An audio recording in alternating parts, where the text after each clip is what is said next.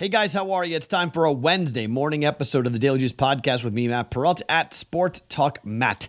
To follow me across all socials. If you like content from the Super Bowl, you will see a lot of content on my socials at Sports Talk Matt, from Radio Row, now called Media Row, interviews and videos and all sorts of fun stuff as we continue from the Super Bowl all week long. And I am going to be really tired at the end of this week.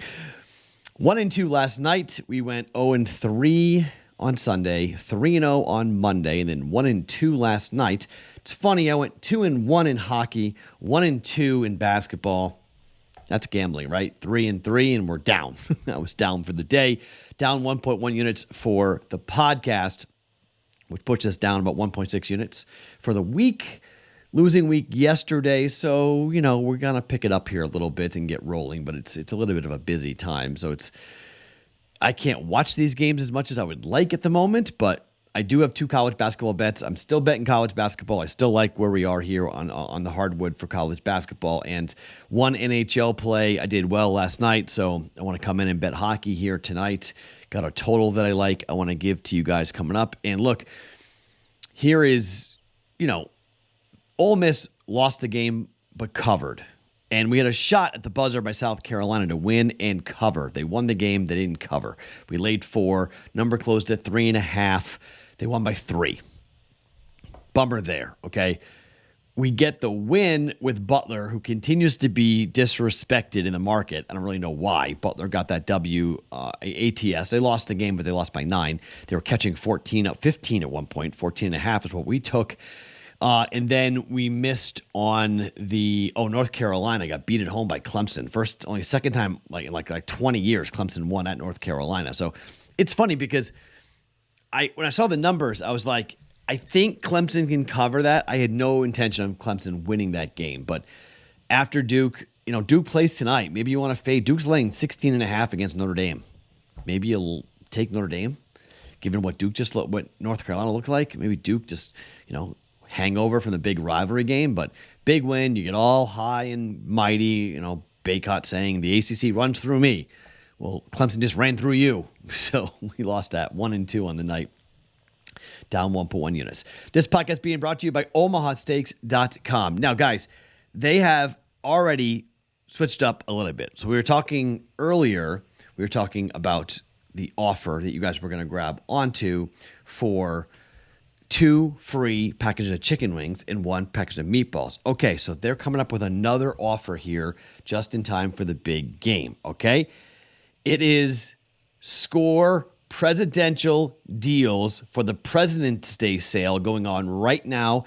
Again, we got 50% off site-wide at OmahaSteaks.com, and they're going to give you 8 free burgers for using the URL omahasteaks.com/juice, okay? omahasteaks.com/juice. You'll get 8 free Omaha Steak burgers on select packages. That's 50% off all your favorite tender, juicy, extra-aged steaks like the Butcher's Cut Filet Mignon. Their mouth-watering pure ground beef burgers, which, by the way, I absolutely love. I eat them probably once a week. They're awesome. You don't even have to defrost them. Just chuck them right on the grill, freezer to the grill, and they're awesome. You take the Omaha seasoning that they send to you in a lot of these packages right on top of the burger. Beautiful. I like cheeseburgers. They're absolutely tremendous. Comfort classics, easy to prepare meals that are perfect for those busy weekday nights as you head towards the end of football coming up on Sunday. With Omaha Steaks, the possibilities are endless flavor, endless value, and all at 50% off during the President's Day sale. Remember, the only way to get this amazing deal is to head over to omahasteaks.com/juice and shop the President's Day sale. Load up on all the delicious flavors you crave at half the price. And don't forget to look for those 8 free burgers on select packages. You're going to want to hurry, though. This offer will end soon. Simply go to omahasteaks.com/juice and shop the President's Day sale going on right now at omahasteaks.com/juice. Okay, let's start in the Big East with Creighton on the road against Providence. The Jays are laying 2. Why? Why is Creighton laying 2? Look, I've been wrong before, but this is just a principle play. Now, the Creighton Blue Jays I love the team, okay? You've been watching this podcast. You know how I am on the Jays. They're 3-8 ATS in the Big East. Now, on the road, they're 6-4, but they're 1-4 over the last 5 and 3-7 over the last 10 against the number. The Dunk, which I'm still calling it that, okay? I'm sorry. It may be the Amica Center or whatever they call it now, but it's the Dunk to me, okay? Is a house of horrors for the Creighton Blue Jays. I don't know when the last time they won there. I'm going to be honest. I didn't read the game notes. Normally I do, but I didn't need to. Like, the Jays are favored at Providence. Fade. Like, quick, not even blink, fade. Now, Providence is 6-1 at home. But here's the thing. Up against Georgetown at home, they didn't cover. They're laying 11. They won by 8. Against Xavier, they lost by 20. Against Seton Hall, they lost by 4. But against Butler, they won by 10. And Marquette, they won by 15. Now, you could say, Matt, they're not playing very well right now. They've lost 2 games in a row. They lost on the road to UConn, but they covered that game. And they lost at home to Villanova by 18. Sorry, lost on the road to Villanova by 18 points as 4.5-point dogs. The Jays just lost to Butler at home as 9-point dogs. Outright. Sorry, 9-point favorites, outright. 10, closed at 10. Went to overtime, they still lost. Last time on the road, they went to Seton Hall. They laid 1.5. It went to triple overtime, and they won by 3. They were incredibly fortunate to win the game at all. Probably should have lost the game. Against UConn, they caught 6. They lost by 14. Now, they killed DePaul, and they killed Georgetown. Those are bad teams. But they lost to Marquette, and they lost to UNLV, who plays in a very similar style to how Providence plays, which is grind it out. You know, they're 139th in tempo. They're playing faster under Kim English than they have in other years. But again, this factors right into my, on the road, come home to be a home dog after a road loss. They lost back-to-back road games at Nova and at UConn. They come home and take on a Creighton Blue Jay team. Ken Palm has it as a 1-point loss, 69-68. The number is 2. I just can't do it. I mean, until the Jays show me something against the number, this is a game they're going to lose. I think they lose this game outright, and I hate to say that, but look, the Jays are going to be in the tournament. They're going to be a 4, 5, 6 seed, somewhere in that range, okay? And winning on the road in college basketball is so incredibly difficult. And this place in particular for the Creighton Blue Jays, look, they're 7-4 in the Big East. They're not going to catch UConn. They're 11-1. Marquette's 8-3. Jays are 7-4. Seton Hall is 7-4. 16-6 overall for the Jays. They're 10-2 at home, and they're 5-2 on the road. Look, this is just a really tough matchup. And I know Providence is not very good. They're 5-6 in conference. They're 11-2 at home, though. They're 11-2 straight up at home. They're 2-5 on the road. Different team at home under Kim English. And I just think the Jays do not play well in this building. Games on Fox Sports 2, which is not everyone gets that, but I'm taking Providence at home. Friars +2 for 1.1 units. Let's go to Alabama and Auburn. Massive rivalry game. Now, if you remember, we laid 2.5 with Alabama at home. 3-pointer at the buzzer. Didn't count. If it counted, Auburn would have covered the game, would have lost by 1. Instead, they lost by 4. Auburn's now laying 4.5 at home against Alabama. So remember, the total was 4. Alabama won by 4, but really, Alabama won by 1. They were fortunate to win the game. Auburn's at home. Bama's offense, Auburn's offense. Alabama, number 2 in efficiency. Auburn's offense, number 13. Bama, effective field goal percentage, 3. Auburn, 62. In terms of 3-point percentage, Alabama, 16. Auburn, 183. 2.928 for Auburn. This game is going to come down to defense, and Auburn's defense is better than Alabama's. Auburn's 5th in efficiency, 2nd in effective field goal percentage, 19th in 3-point percentage, and 3rd in 2-point percentage. Alabama, 57th defensive efficiency, 87th effective field goal percentage, 69th in 3-point percentage, and 124th in 2-point percentage. This game gets won on the defensive end for Auburn at home. Also, Auburn, 7-4 ATS at home this season. They are 7-2 in the SEC ATS. So is Alabama, though. They're 7-2, but they're 4-6 away from home. The Tide, a much better team at home than on the road. Now, look, we faded them against Georgia, and they burned us. Absolutely, okay? I was on Georgia. Here came Alabama. They shot the lights out. That game was covering the entire game, and then Bama got nuclear, and Georgia stopped scoring. I don't think Auburn will have the same problem here.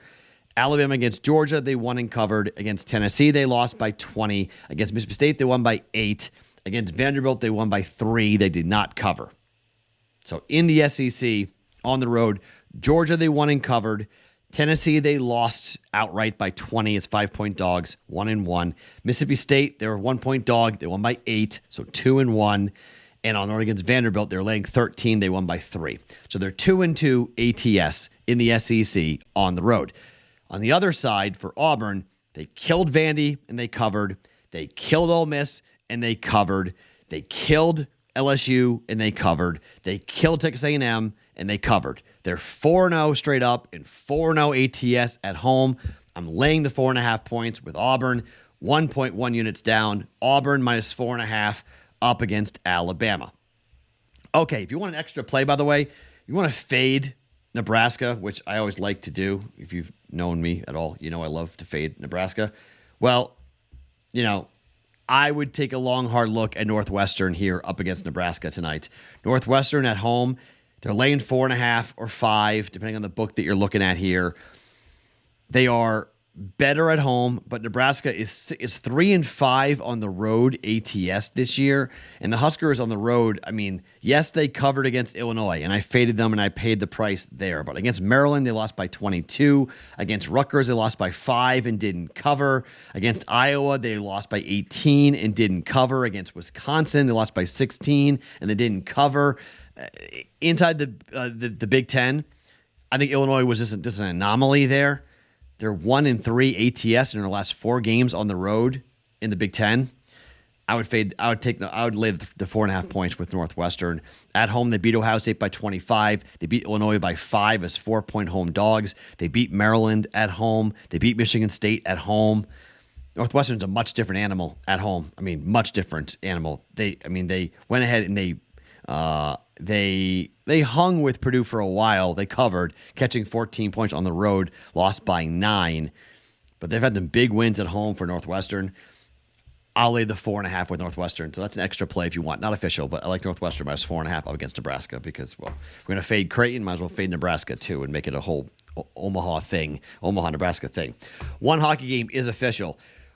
We're going to look at the Rangers, we took them with the under in their first game after the break. But this is the second game for the Rangers after the break. It was a 2-1 win over the Avalanche. Here come the Lightning. Game's on TNT. Okay? First time these two teams met, 5-1 win for the Rangers. That game was in Tampa. It's probably going to be Igor in net. I don't really care which one it is, but Quick played the first game. My guess is Igor plays in this game unless Igor's hurt, which we don't know if he is or he isn't, but he didn't play the first game out of the break. Quick did, and Quick looked good. It's most likely going to be Igor in net, which is kind of what I want here because I think the 6 gives us a real good opportunity to bet the over. Over 6 at minus 110 for this game up against Tampa because I think both teams are going to score. I think it's a real good shot. We get a 3-3 type of game here, and it goes over. Could get a 5-1 game, similar type of situation that we've had in the first matchup in Tampa, but the Rangers are going to most likely start, let's see. Yeah, Igor is expected, and for Tampa, it's going to be Vasilevsky. He's also expected in net for both of them. So Yasturkin's been up and down, 9-12 and 1 with a 2.86 goals against average. It's been a little bit elevated. Rangers are 16-7 at home. Lightning are 10-13-2 on the road. But you look at the numbers, and the Rangers are slightly an over team. They're 12-9-2 at home this year to the over. For Tampa Bay this year on the road, they've been a little bit of an under team. They're 13-10-2 to the under. But you start looking at this a little bit more over the last 10 games. Rangers are 5-3-2. On the road. At home, the Rangers have been decent to the over. Not outstanding, but good enough. 6-4 at home to the over. Tampa Bay on the road has been a little bit on the underside. They're 3-6-1 to the under over their last 10 games, but that was before the break. This is after the break, and I think we're going to see offense for the Rangers. And Tampa, I think, can give up a lot of goals. 6-3 was their win in their last game up against the Devils, and we've seen them play a lot of games where they're just like that, 6-3 finals going in here. And this is the first game back for Tampa too after the break. So Rangers have a game under their belt. If you want to bet Rangers money line, I don't hate that play either. To bet on the Rangers to win the game just outright. If you don't like the price, you can do Rangers in regulation if you want as well. That isn't a bad play, but I'm going to bet the over 6 here and see if it be a 4-2 final, push potential, 5-2 final with an open net somewhere in those range. I like the Rangers to win the game, but I think Tampa's going to score just because it's Igor. 2 goals minimum he's going to give up. He may give up 3, so total is climbing at certain books. You might find a 6.5, but I have 6 and an over. I feel better about that. 6.5, I might lean towards the under, but at 6, I'm going to go over. Rangers, Lightning, over 6 for 1.1 units, and I do lean towards the Rangers to win the game. It's a little pricey, 140, minus 140 on the Rangers, but I do think New York wins the game up against Tampa. All right, 3 official plays for us here on a Wednesday. Over 6, Rangers, Lightning. Providence +2 at home against Creighton, and Auburn -4.5 at home against Alabama. My name is Matt Perrault. Follow me across all socials at Sports Talk Matt every morning. Daily Juice Podcast, always being brought to you by OmahaSteaks.com.